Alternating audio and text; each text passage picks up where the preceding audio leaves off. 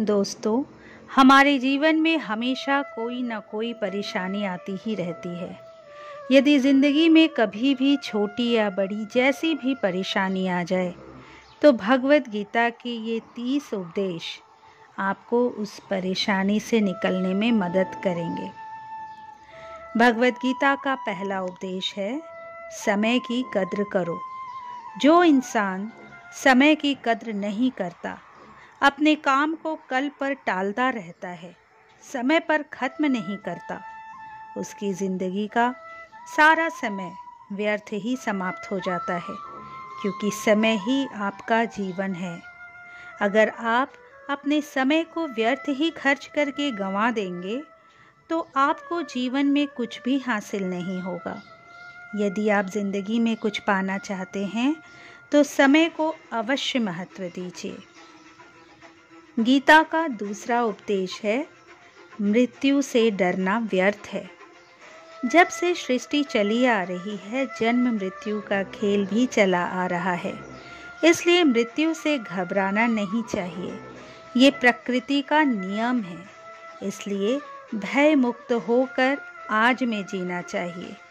किसी को भी भविष्य में क्या होने वाला है नहीं मालूम। इसलिए संशय में जीवन जीना व्यर्थ है।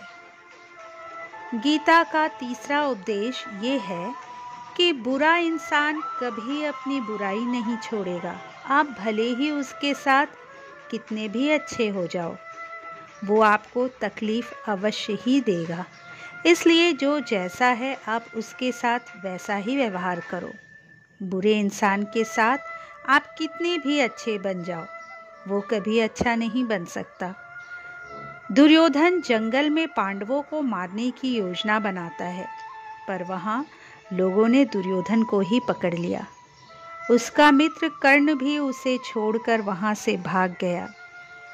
वे भील दुर्योधन को मार देना चाहते थे, लेकिन युधिष्ठिर अपने भाई की रक्षा के लिए वहाँ पहुँच गए और उसके जीवन की रक्षा की। लेकिन उसके बाद भी दुर्योधन के व्यवहार में कोई परिवर्तन नहीं आया। वो हमेशा पांडवों को नुकसान पहुंचाने की ही साजिश करता रहा। इसलिए यदि कोई इंसान बुरा है, तो उसके साथ आप बहुत ज़्यादा अच्छे बनने की कोशिश ना करें। गीता का चौथा उपदेश है, जैसा खाओगे अन्न वैसा होगा मन। अर्थात आप जैसा अन्न खाओगे, वैसा ही आपका मन और आपकी बुद्धि होगी। आप वैसा ही कर्म करोगे और आपका आचरण भी वैसा ही होगा। सात्विक अन्न खाओगे तो आपका मन भी सात्विक होगा। आप सात्विक व्यवहार भी करोगे और आपकी सोच भी पवित्र होगी।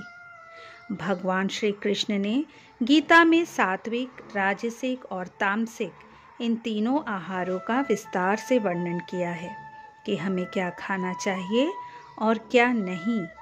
इसका आशय यही है कि जो मनुष्य सात्विक भोजन करता है, उसे जीवन में सुख और शांति अवश्य मिलती है।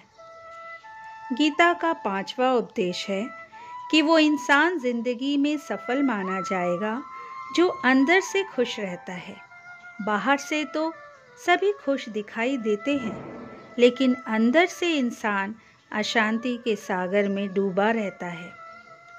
बहुत नाम कमा लेना या पैसा कमा लेना ही असली कामयाबी नहीं है। असली कामयाबी तब मानी जाएगी जब आपका मन खुश रहता हो। गीता का छठा उपदेश है, किसी और की चीज़ पर अपना अधिकार नहीं जमाना चाहिए। कभी किसी और की संपत्ति पर अपना अधिकार नहीं दिखाना चाहिए, ना उस पर कब्जा ही करना चाहिए।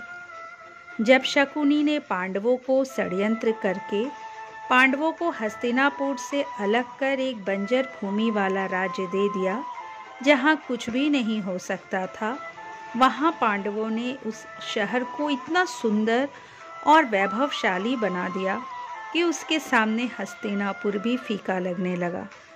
तब उसके वैभव को देखकर दुर्योधन मन ही मन जलने लगा और षड्यंत्र करके उनका खांडव प्रस्थ भी उनसे छीन लिया।